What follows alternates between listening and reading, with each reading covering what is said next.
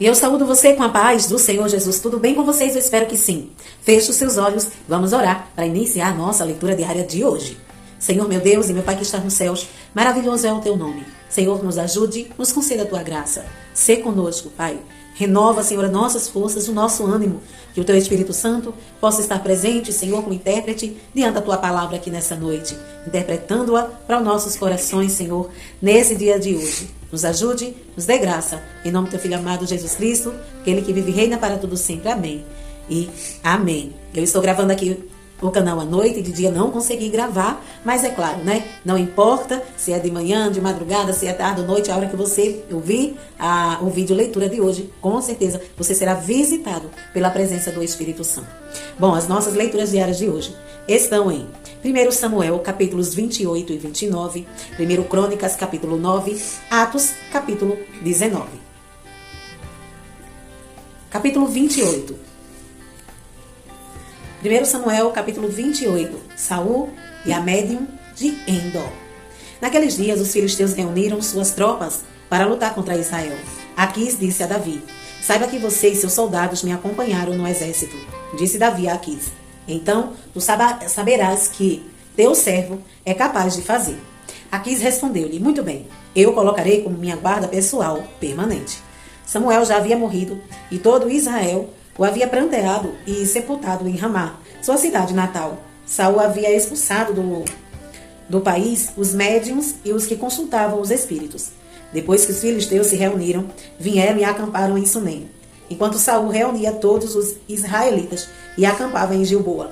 Quando Saul viu o acampamento filisteu, teve medo, ficou apavorado. Ele consultou o Senhor, mas esse não lhe respondeu nem por sonhos, nem por Urim, nem por profetas. Então Saul disse aos seus auxiliares: procurem uma mulher que invoque espíritos, para que eu a consulte. Eles disseram: existe uma em Endor. Saul então se disfarçou, vestindo outras roupas, e foi à noite com 2 homens até a casa da mulher. Ele disse a ela: invoque um espírito para mim, fazendo subir aquele cujo nome eu disser. A mulher, porém, lhe disse: certamente, você sabe o que Saul fez.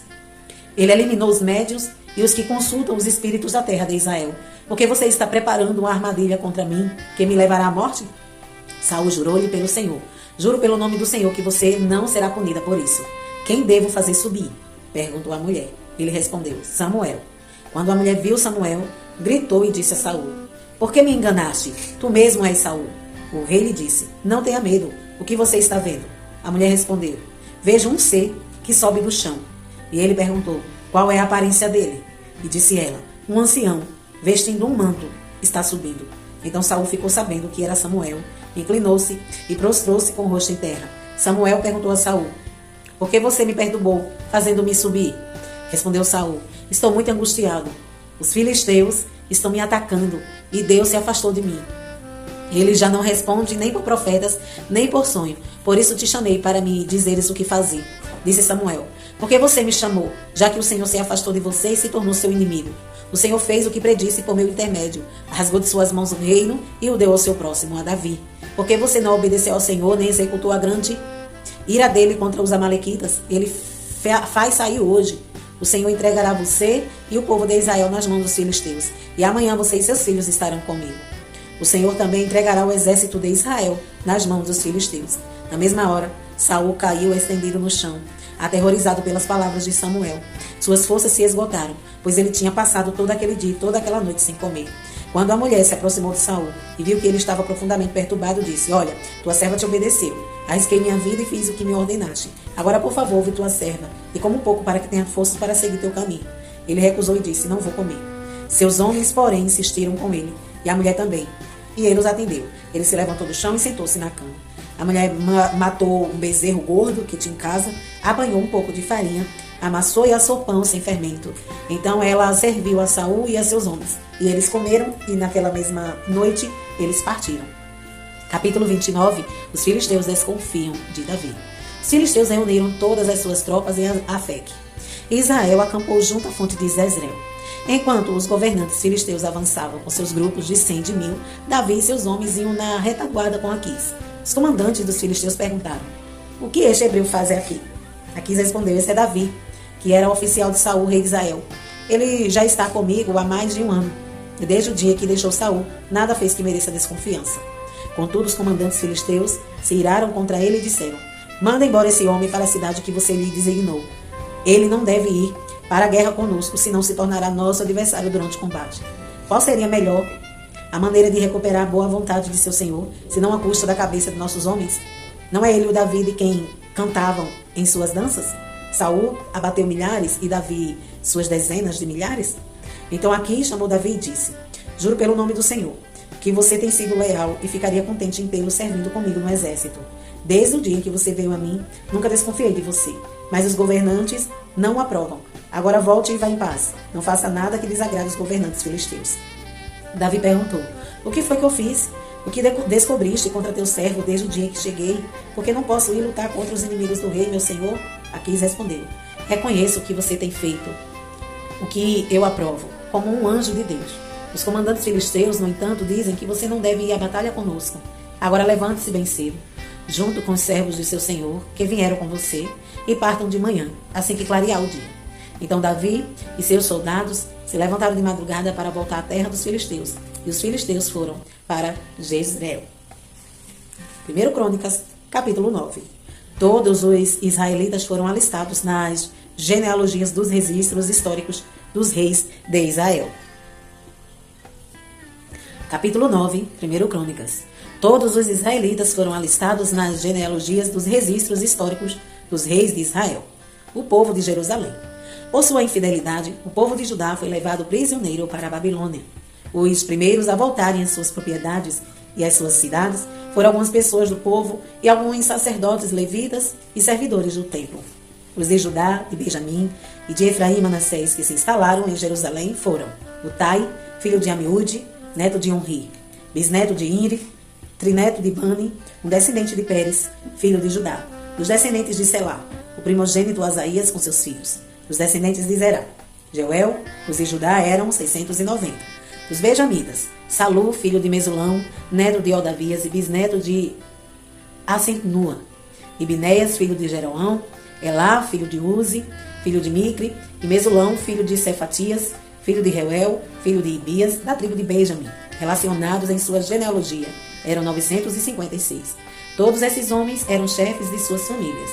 Dos sacerdotes, Jedaías, Jeoiaribe, Jaquim, Azarias, filho de Uquias, neto de Mesulão, bisneto de Zadok, trineto de Meraiote e tetraneto de Aitube, o líder encarregado do templo de Deus. Adaías, filho de Jeroão, neto de Pazur e bisneto de Malquias, e Mazai, filho de Adiel, neto de Jazera, bisneto de Mesulão, trineto de Mesilemite e tetraneto de Ime. O nome dos sacerdotes, os números que eram chefes de famílias eram 1760. Eram homens capazes e sua responsabilidade era ministrar no templo de Deus. Dos levitas, Semaías, filho de Assub, neto de Anzrical e bisneto de Asabias, um meratita. Baquebacar, Eres, Galau e Matanias, filhos de Mica, neto de Zicre, bisneto de Asaf, Obadias, filho de Semaías, neto de Galau e bisneto de Gedutum. E Berequias, filho de Asa e neto de Elcana, que vivia nos povoados dos netofatitas.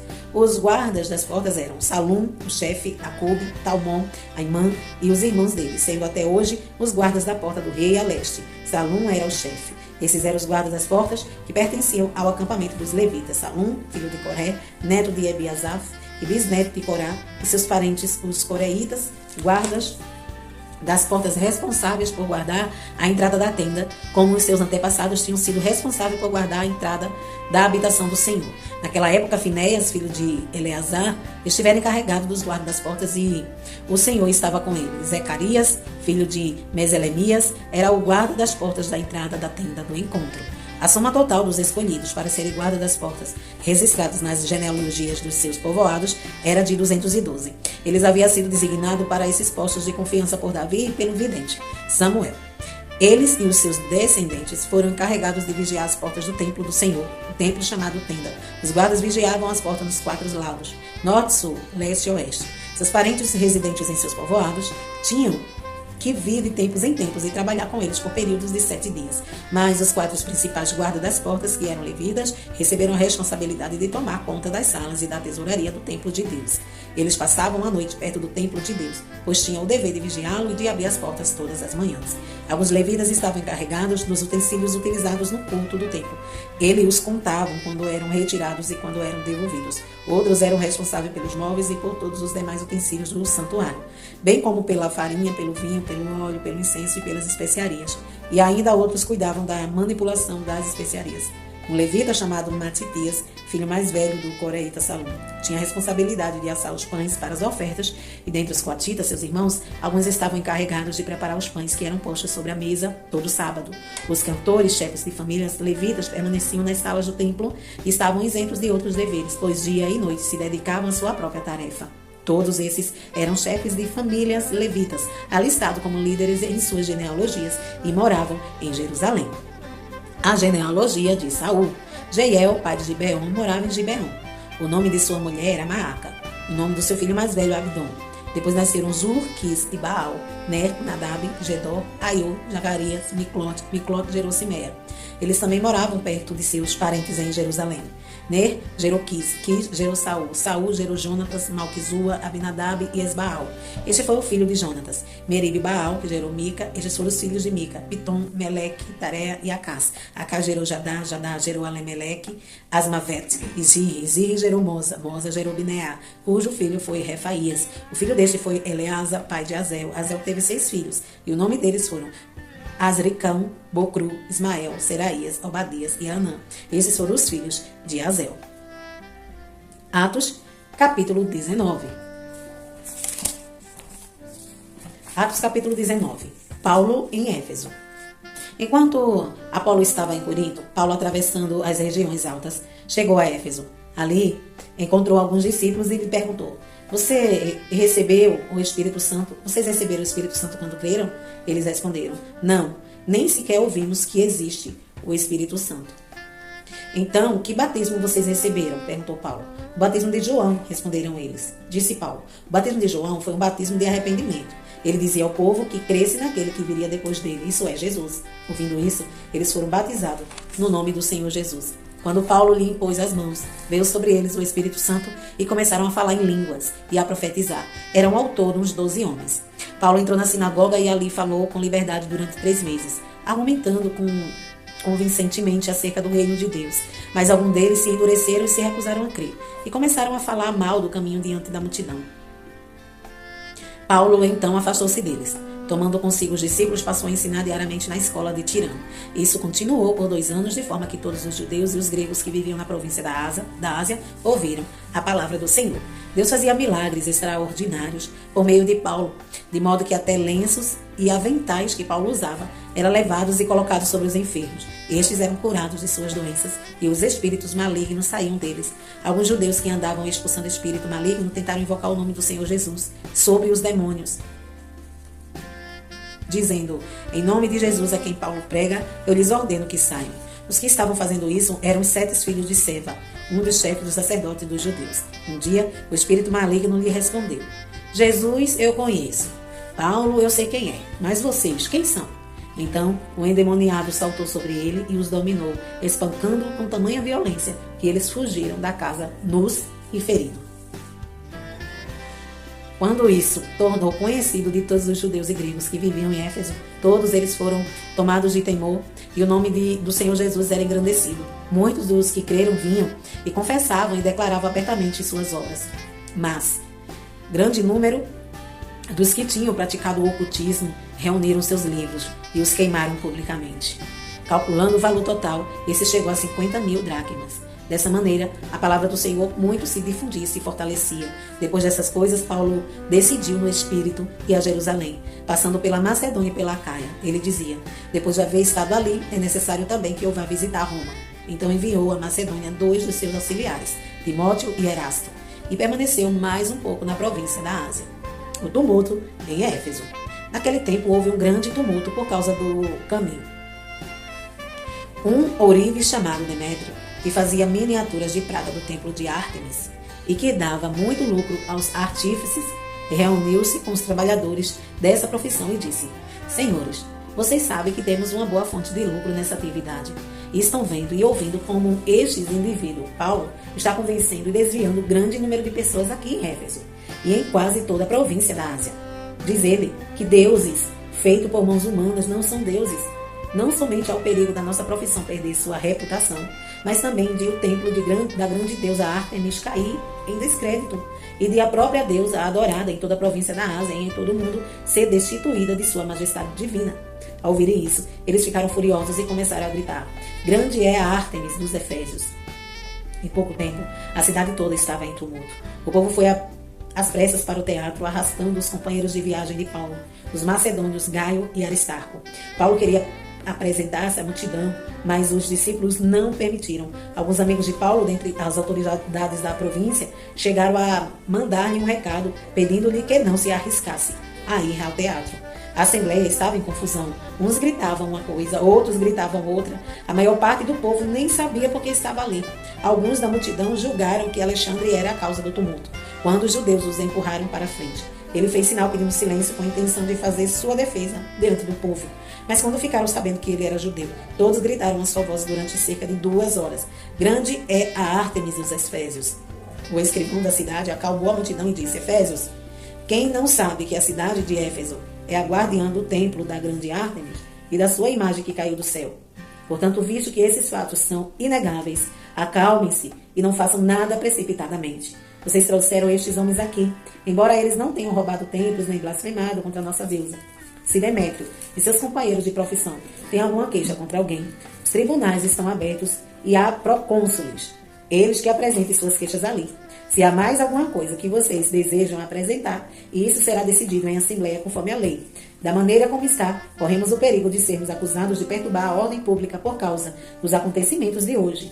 Nesse caso, não seríamos capazes de justificar esse tumulto, visto que não há razão para tal. E tendo dito isso, encerrou a assembleia. Amém? Estas foram as nossas leituras diárias de hoje. E amanhã estaremos aqui, se Jesus não vir. Deus em Cristo te abençoe hoje e sempre.